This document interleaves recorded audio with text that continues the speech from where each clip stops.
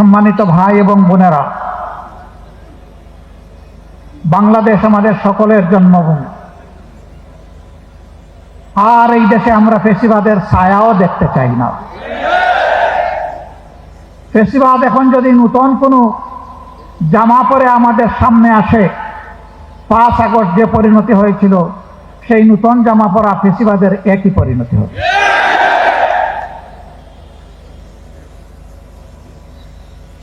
বহু ত্যাগ এবং কোরবানির পর এই যে এখানে আপনারা যারা বসে আছেন, আমি বিশ্বাস করি তার কমপক্ষে 40 ভাগ মানুষ বিগত তিনটি নির্বাচনে আপনারা ভোট দিতে পারেন নাই। শুধু তা না, জীবনেও একবার ভোট দিতে পারেন নাই। এই ভোট যারা কেড়ে নিয়েছিল তাদের নাম হচ্ছে ভোট ডাকাত। আপনারা কি নতুন কোনো ভোট ডাকাত দেখতে চান?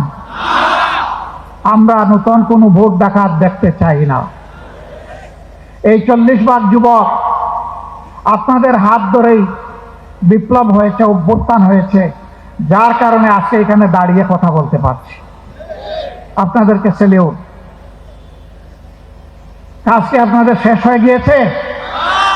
আপনারা যে দুঃশাসন আর দুর্নীতির বিরুদ্ধে, যে বৈষম্যের বিরুদ্ধে রাস্তায় নেমে স্লোগান দিয়েছিলেন, উই ওয়ান্ট জাস্টিস, সেই ন্যায় বিচার কায়েম না হওয়া পর্যন্ত আপনারা কি ঘরে ফিরে যাবেন? অতএব ন্যায় বিচার যাদের হাতে নিশ্চিত হবে, আমরা আপনাদেরকে আহ্বান জানাবো, আমরা সবাই মিলে তাদের সঙ্গী হব ইনশাআল্লাহ। যারা নিজেদের দলের লোকদেরকে চাঁদাবাজি, দখল বাণিজ্য, মামলাবাজি, দুর্নীতি, সন্ত্রাস, পাথর মেরে লোক হত্যা, গাড়ি চাপা দিয়ে লোক হত্যা, এইগুলা থেকে নিজের কর্মীকে যারা বিরত রাখতে পারবে, আশা করি আগামীর বাংলাদেশ তারা জনগণকে উপহার দিতে পারবে।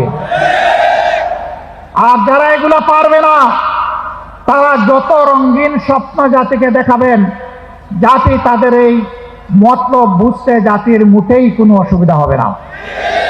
প্রিয় ভাইয়েরা, আমি কারো সমালোচনার দিকে যেতে চাই না।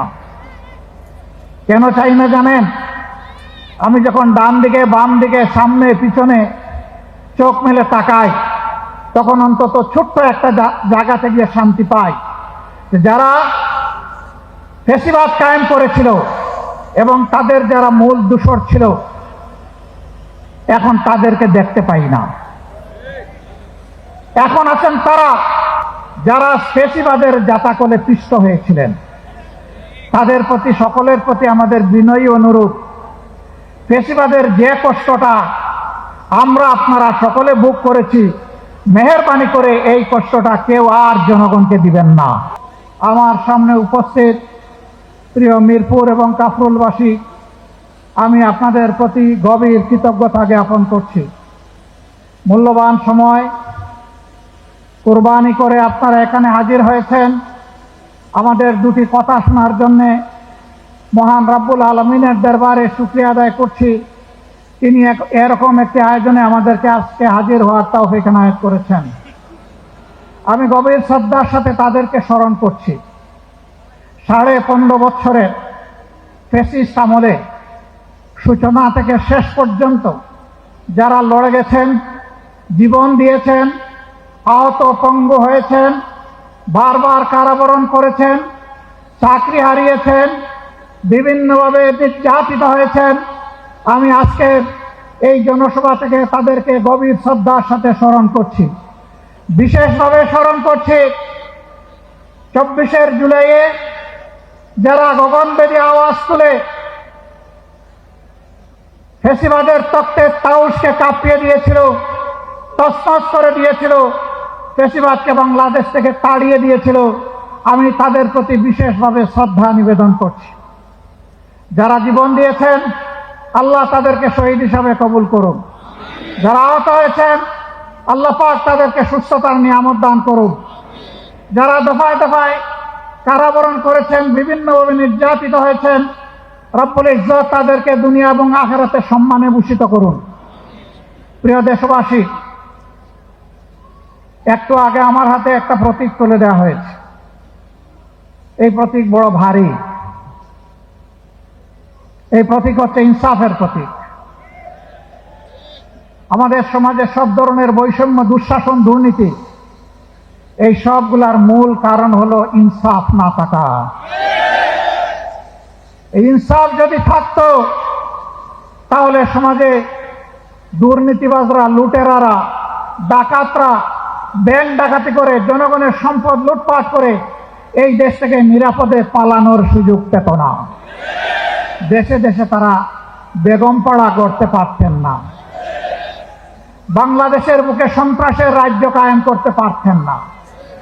কারণ এই কালো টাকা সন্ত্রাসের পিছনেও ব্যয় হয়, আরো কালো টাকা বানানোর জন্য।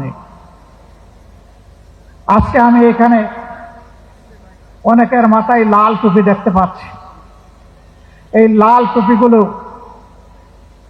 15.5 বছরে রক্তে লাল বাংলাদেশের করুণ চিত্র। সারা বাংলাদেশ ফ্যাসিবাদের কবলে পড়ে ছোপ ছোপ রক্ত আর খাড়ি খাড়ি লাশের দেশে পরিণত হয়েছিল। বহু মা তার সন্তান হারিয়েছেন, বহু বোন তার স্বামী হারিয়ে বিধবা হয়েছেন, বহু কোটি শিশু তাদের বাপ হারিয়ে এতিম হয়েছে।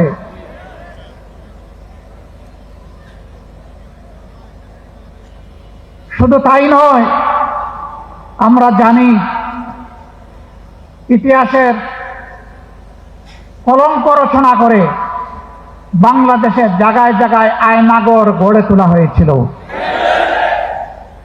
আয়নাগরে থাকা মুসলিমরা এখানে আছেন, আপনাদের সামনে তারাও বক্তব্য রেখেছেন। সেনাবাহিনীর কর্মকর্তা হয়েও তিনি এই থাবা থেকে রক্ষা পাননি।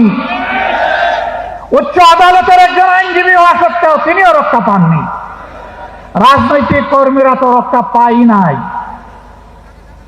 বহু মা এখনো তার হারানো সন্তানকে আর ফিরে পায়নি।